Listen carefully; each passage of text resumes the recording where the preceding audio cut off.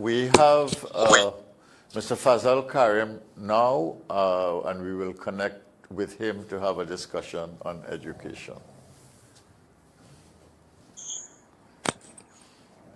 Morning. Good morning, Dr. Tiwari. How things?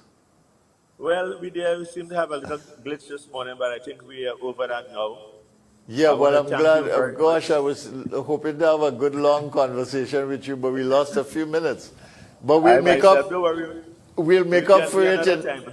We'll make up for it in content and quality, right? Sure. Thank you very much. So it's so good to see you, Fazal, and thank you. I want to talk this morning about education a little bit, and I want to start with what is a hard question, but a question that all of us must have in our minds now that we've seen the COVID, now we've seen the response of the education sector, and now that we have to go into trying to basically to recover and to get the system going. What do you think is the biggest challenge we have in education today? Now. Well, there's no doubt in my mind, and I'm sure in the minds of everyone, and particularly in terms of the parents, the students, the teachers, and the national community, that life after 2019 has never been and will never be the same again. And one of the biggest challenges in the education system, it really pervades all levels if we will look at that.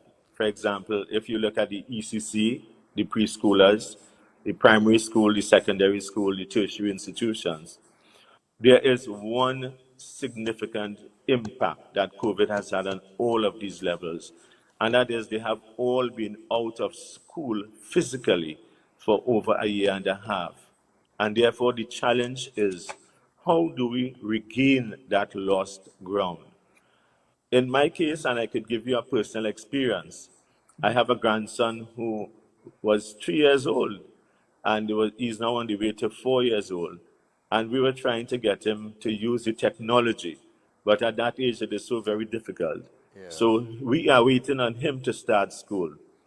And in addition to that, we now have persons who would be in Form 1, going to Form 2, going to Form 3, and they will not have completed the syllabus as we would have done as teachers in schools, and I myself being a former teacher. And coupled with that, you have the deficit education system in terms of the technological platforms that can be used and could have been used because of the lack of or the loss of connectivity for students. And not all students would be able to understand and to be able to use the platforms, for example, whether it is the blended learning approach, which is the distance mode, coupled with the face-to-face. And we have seen this as a matter of real challenges for both parents and students and teachers. And that I see as one of the biggest challenges.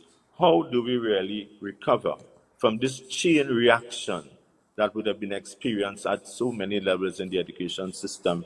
You know, yesterday morning, Dr. Tiwari, you were talking about revolutions of different types.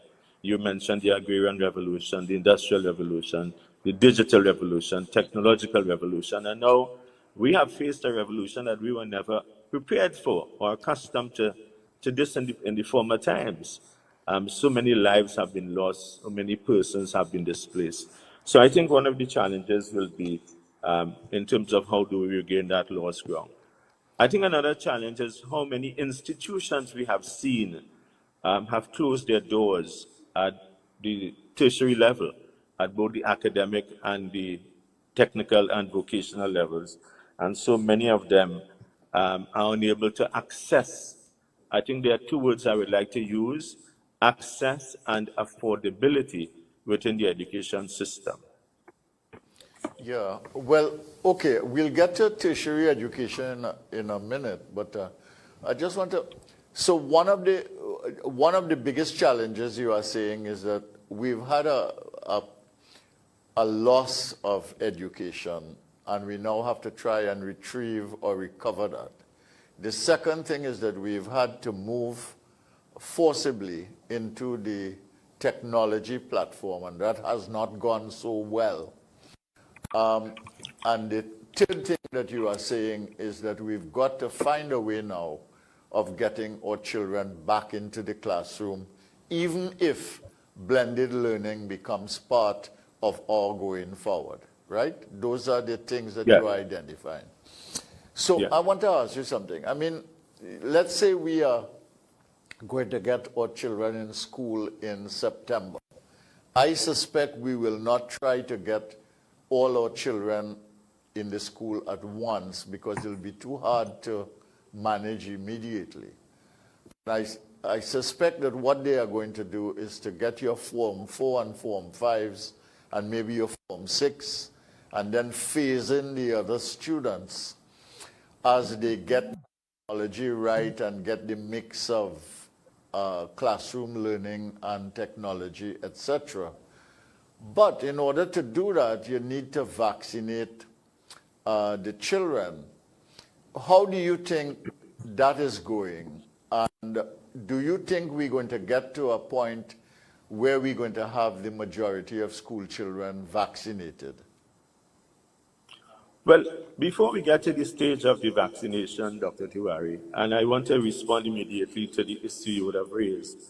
Only yesterday, I accompanied my granddaughter to have the Pfizer vaccination because she's in secondary school. Right. And it seems as though the response from parents and guardians seem to be picking up.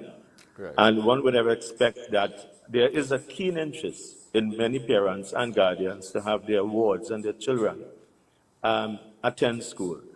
Of course, like everywhere else in the world, and we are seeing this on television every night, that there's also the anti-vaxxers and people who do not believe in this and do not want to adhere to it.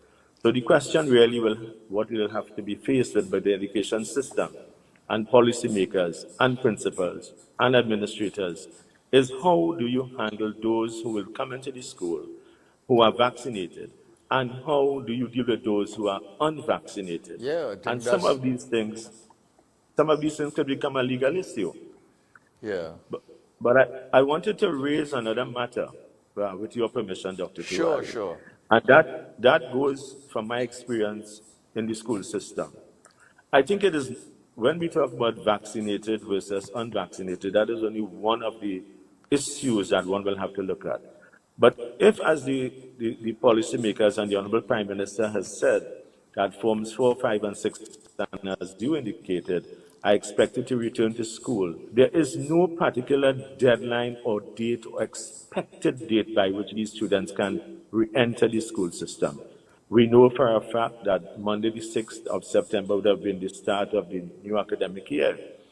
But are schools being prepared? Are they being sanitized?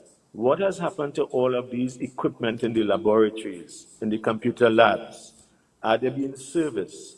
And therefore, is the environment for learning, teaching, and social interaction present? For example, in a large school, a secondary school, you will have 3 streams.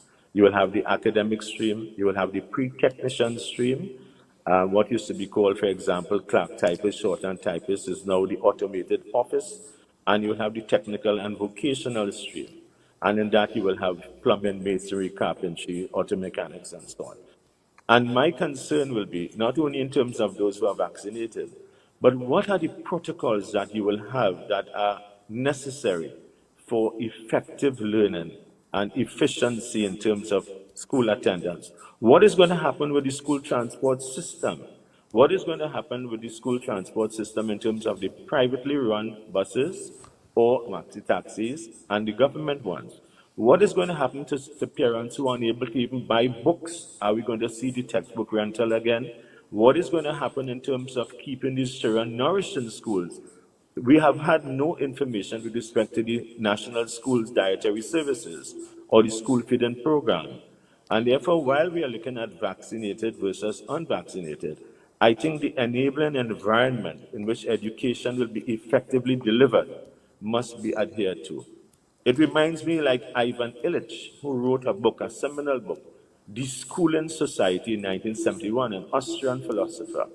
And he talks about some of the things that happens in schools, and he talks about the narrow focus on only credentialing and what is going to happen with what we call the purpose-driven life and the all-round development of our future citizens.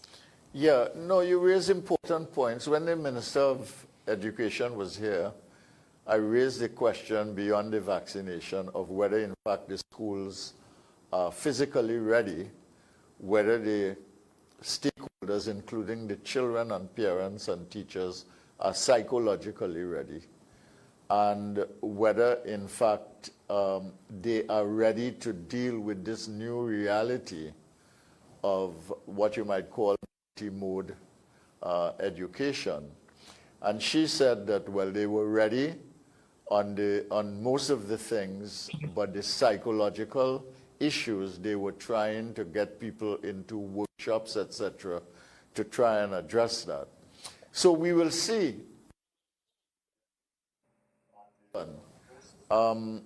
Because we give them the benefit of the doubt, but the issues that you are raising are not only legitimate, they are very real.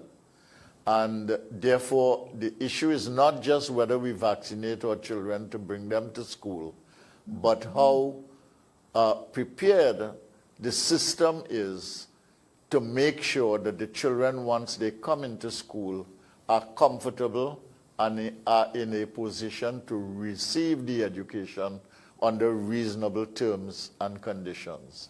But let me get to That's this. correct. You go ahead, finish. No, I was just going to say that one of the things that the ministry needs to look at as well is a manpower audit, because in many of these education districts, you have a shortage of the student support services personnel, even guidance officers, guidance counselors, and therefore it is important as we engage in returning these students to school that these support systems are there and linked with the Ministry of Health and other social services so that the students can be dealt with in terms of their needs and those of their parents at home. We have an ongoing problem in the secondary school system, which you are very aware of, which is that about 50% of our students do not get a full 5 passes in the CXC system. And in a fundamental sense, what we end up with is with a big educational loss and human capacity loss because of the way the education system fails these children. Do you think that now that we have seen COVID, now that we have to recover some education, now that we've had a chance to rethink education and introduce technology at a faster pace in education, do you think this is a good time to address this problem? And should we address it school by school, or should there be some kind of system intervention for these students who are not able to make it in the conventional system in the same way? Well, Dr. Tiwari, I think you have more or less given a rhetorical question to the extent where I share the view that there may be a combination. It will be a situation of school by school, as well, in my view, there may be a necessity for a national school improvement strategy. A similar strategy was launched in one education area in the north, and therefore it might be useful for us to examine what are the circumstances of each of these schools. I recall when I was a teacher that when we look at some difficulties of students at the Form 4 and Form 5 level when they came to our school, we had to trace that right back to the primary school and see where the challenges and the difficulties are. And therefore, it is not simply a matter of saying, let us do what we can at the end of the stick, at the end of the Form 5 and graduation level. But how do we really use the database? And I think that is one of the points I want to make. That I believe in the 3Ds, in data-driven decisions. And therefore, there must be research collection, analysis, and conclusions of the data to inform decisions as to what strategies we might use. Another thing I think will be important as you raise the issue about COVID and now into COVID and beyond, how do we use the technology? But the question is, do we continue to have teachers who are going to join the teaching service as normally as they would have done before? Or will the Teaching Service Commission, and also in terms of the teachers themselves who are pursuing higher education, will these institutions of learning look at diversifying the curriculum to meet the needs of the emerging society in a COVID experience and a beyond? So I think the role of teachers will substantially change, but they also have to be amended in terms of adaptation of significant new opportunities for teacher training to respond to this new paradigm. Yeah, I think there's a lot of substance in what you are saying there.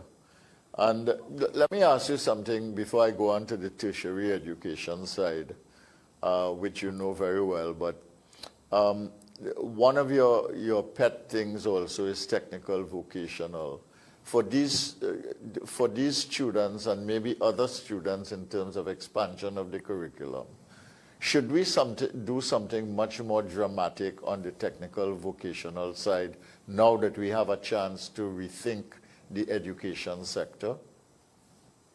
Well, there's no doubt in my mind that the TVET sector, the technical vocational education and training sector, must also respond to the emerging needs of the society. When you look at what is happening around the world and when you're looking at the restarting of economies, you will see that the vocational system continues to hold its part. I am a firm believer that academia alone will never build a society, and one has to look at the demand. I also believe in the fact that education and training cannot and must not be supply driven, but it must be demand led. And Dr. Tiwari, I don't know, you will remember from our time, we used to have something called the National Needs List. And that will inform what are the opportunities that people can pursue in education and training for jobs. At the end of the day, when you go to school and you pursue your education and through your knowledge-based economy, the question will be, so what do I do afterwards? And the question always comes to my mind, and it is bothersome as well, I'm sure, for you and for our listeners, to avoid the graduate glut, to ensure that we have what we had launched called the jobs report, almost like the weather report. You're sitting at home and you will know what is going to happen tomorrow, the day after, the week ensuing, and you will make certain preparations. But we have not been able to see in the present context the jobs report that will indicate to persons who are entering systems or pursuing vocational education or any type of education for that matter as to what they will do. If they do not know what they're going to do, then they are simply going to do subjects, graduate, and at the end of which they look for a job. And there is no job that will match. So we continue to have the mismatch of skills, the misalignment in terms of graduates to job opportunities. And talking about that, we have also seen a significant reduction in terms of internships and on-the-job training opportunities, where a person can enter the job market and at least gain some experience, albeit they may be underemployed, which means that they're not being employed in equivalent positions as to what they would have pursued their education. And now we have new interventions and new opportunities like artificial intelligence, robotics, automation. And the question has to also be, are schools being commensurately approached and also by industry? And that's one of the points I wanted to make. I want to recommend that we consider an industry adoption program because the teachers in the school system will have to be supported in large measure by what is happening in the workplace to ensure that while we are tinkering with the curriculum, that we are also aligning with the needs of industry and creating more opportunities for employment. Yeah, well, on the economic side, we have enough problems now with the number of businesses that have been closed, the number of jobs that have been lost, the struggle for economic revival now, and the restoration of some jobs and income. So that is a problem. You know, the Prime Minister, and I had the Minister of Digitalisation here, responsible for digitalization. We had a discussion, and he was focused on digitalization of the government. And we talked a little bit about digitalization and the private sector and the connection between government and the private sector. But I raised with him the critical factor of education, because education is a feeder to both of those institutions, and the transformation of those systems requires a kind of diversity in the output of the education system. Do you think that there is enough thinking and thoughtful action on these matters in the education sector, the public sector, and the private sector right now? Do you think there's enough of a convergence to make us make a difference in the world? Well, I think there's a desire and a stated intention. But I think we have to develop the architecture and the platforms and the framework to make this happen. I recall some years ago when I visited Canada, I visited a center called Access Canada. And in that, you would have all your systems virtually in one location. I think what is happening now is government may be concerning itself with digitalization of government services. But you're absolutely correct, because it is almost like, as you talk about the economy, it's almost like economic linkages, where you have a forward linkage, where the output of one goes on to become the input of another. Or you have a backward linkage, where the needs of one leads to the establishment of another service. And therefore, I think there needs to be greater linkages within the economy. And therefore, the education system and society must also play its role. There must also be community involvement. I recall we would have, and how could we have this assisted? We would have had some buses, some mobile facilities, computer buses, and they can be taken to the communities where we have a shortage of the infrastructure and the platform. But digitalization, we have seen, might be a good desire and intention, but whose intention and desire is not really supported. For example, and I'm saying supported not at the level of policy making, but in terms of the infrastructure to make it happen. For example, a lot of students, and they will see this when students go to school now, they may be lost. They wouldn't know where to start because many of them did not have any platform at home, any Wi-Fi, any internet, and worst of all, they had no devices. And therefore, if these are the people who are going to start the system, how are you going to work backwards to ensure that they are capably informed, articulated, and being able to use this platform? And there are many parents. So I think, and I want to use this word that is used so regularly, there must be an all-government and national approach in terms of intervention strategies towards digitalization of our economy. We see this in Estonia. Yeah, and We see it in Singapore. And very integrated. It has to be very integrated. Fazal, we will just have time for one question now. Sure, I appreciate that. Because the time has gone so fast. Yes. But the question, I want to take you into tertiary education because you raised that, and I know that that is your strength. And I want to ask you, I mean, given what is happening in the tertiary sector now with financing, with the gate situation, with the reduction, with retrenchment at UTT, with a set of institutions in the tertiary sector, have we kind of boxed ourselves in with the tertiary education sector in this country? And can we continue with all the institutions that we have in the same way? I mean, don't we have to rethink all of these things, especially because COVID has kind of taken us to the brink? Yes. Well, there's no doubt that there must be a rethinking. I think as well, one of the things I would like to suggest, because of the time limit, is that there must be an active rationalization of the tertiary sector. And given the scarce resources which we have, and we would have read recently where UTT is unable to pay its wages bill. And now we are hearing about a new University of Tobago. And the question will be, how is that going to be financed? I think it's important for us to focus in terms of rationalizing and the Accreditation Council may be well placed to ensure that we avoid a lot of the duplication and wastage, and that the GATE program must be revisited to not only make it affordable and accessible, but also to make sure that education and training is not only seen as a cost, but it is seen as an investment in our country. And I want to also recommend strongly that we look at scholarships increasingly so. I remember in my time at A-levels, we'd have had some of the oil companies awarding scholarships. So if we can have some more scholarships, because it appears as though national scholarships are given way to some extent in terms of the bursaries.